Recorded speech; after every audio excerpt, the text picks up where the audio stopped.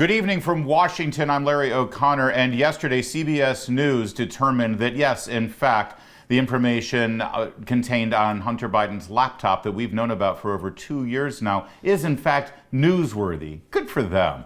Of course, you already know about this story because you've been watching this program and consuming media from places other than CBS News. But while they discover the story, how about we talk to the person who actually discovered the laptop? John Paul Mac Isaac. He's got a brand new book out today, American Injustice, My Battle to Expose the Truth. And sir, I do want to talk about that battle because it's rather harrowing what you've gone through and what very powerful people in the media and in politics have said about you and what they've attempted to do to your character.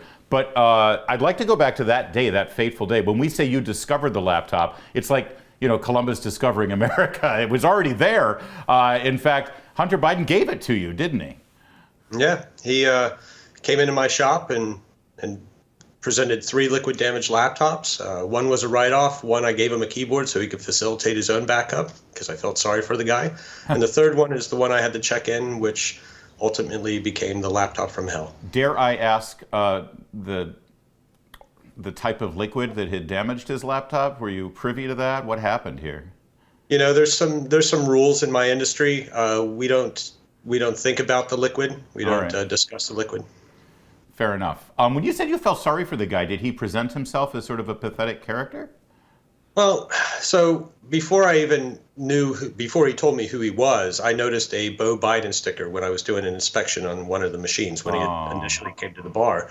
And often is the case in my industry, family members will come in with a deceased loved one's electronic device and want to get the loved one's memories off of it, pictures and movies. So I just assumed in the condition he was in, he was intoxicated. I figured he was still suffering from the loss of his brother, and he was just trying to get memories back. Right. And so I cut him a deal. Normally I charge $200 for data recovery. It was 3 laptops. That could have been $600. Instead, I just checked in the one, and I charged him my standard flat labor rate, which is $85, because I felt bad for the guy. It wasn't until the next day when I realized, after verifying the contents of the data that I was manually recovering, that this was not Beau Biden's laptop. This was, in fact, Hunter's. Yeah, and by the way, it should be pointed out, your store is in Delaware, actually relatively close, obviously, to where the Biden family lives, right? So you're obviously aware of the Biden family and what kind of presence they have in Delaware.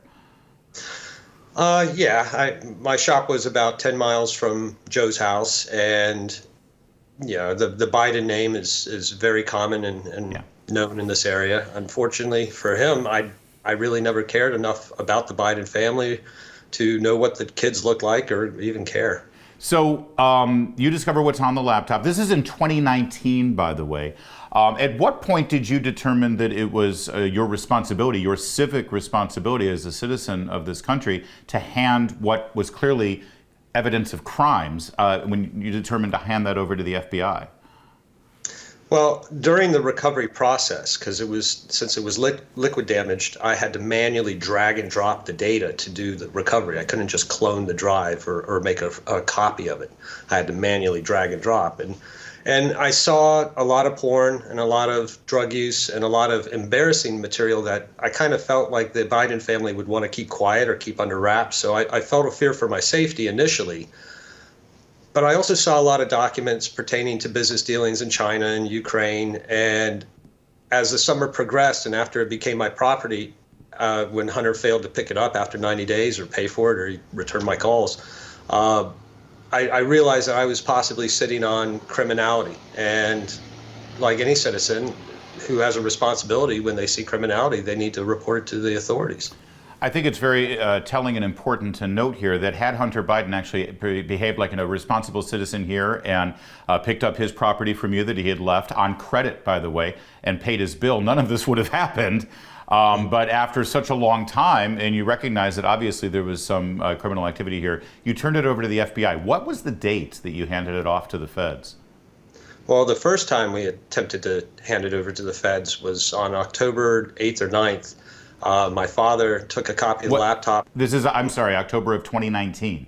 2019. Okay. My father took a copy of the drive and a copy of Hunter's signed paperwork to the FBI field office in Albuquerque. to alert them of the existence of the drive and also try to get the FBI to provide me with some level of protection. And the FBI promptly told him to lawyer up, kicked him out, and don't talk about these things. So then the next time we had an interaction with the FBI, it was about a month later. Agents reached out to my father in an effort to get a hold of me. Then in mid-November, agents showed up at my home. I tried to once again give them the laptop. They refused. Then they showed up on December 9th with a subpoena, and they took everything. And I was overjoyed. They told me that if anybody ever came looking for the laptop, that I was to stall them. I was to tell them that it was in an off-site location and basically tell them that to give me 48 hours and I'd retrieve it. I was to immediately text Agent Mike and inform him that somebody's looking for it, and he would make arrangements to have the laptop returned to me. That was a red flag because I thought this was evidence, and during this time there was an impeachment trial looming, and I felt that there was evidence on this laptop that could exonerate the president in this phony impeachment trial.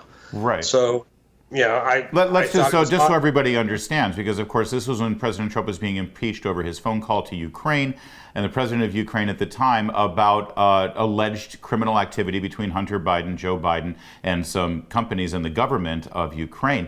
And you literally have information sitting right there that would theoretically, if not exonerate President Trump in the impeachment proceedings, at the very least give context and validity to why he would ask such questions. Exactly.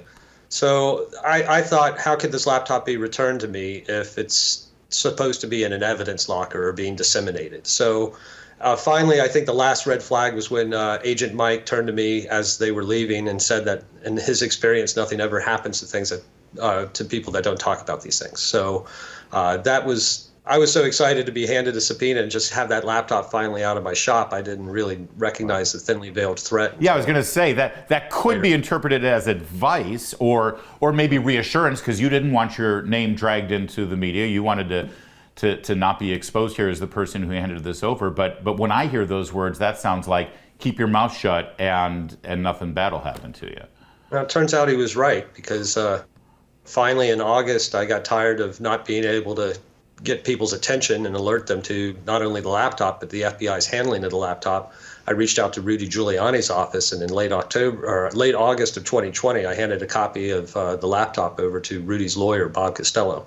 So, and then, things started to go downhill for me after the New York Post ran the story on October 14th. So Agent Mike was correct in saying that things do happen to people that do talk about these things. Yeah, and that's where we're going to go next. But I just want to make sure everyone understands the timeline. It's October of 2019 when I believe maybe Joe Biden has announced his candidacy for the nomination for president for the Democrats, but that was, and the impeachment of President Trump was going on. He wasn't the president, Joe Biden, and he wasn't the nominee yet. And you had still heard nothing back until August of 2020 after he had become the nominee. And now we're in the middle of the general election of 2020. Stay with us. There's more with this incredibly important story and the newsmaker, John Paul Mac Isaac, his book, American Injustice, My Battle to Expose the Truth. More with John Paul in just a moment on O'Connor Tonight.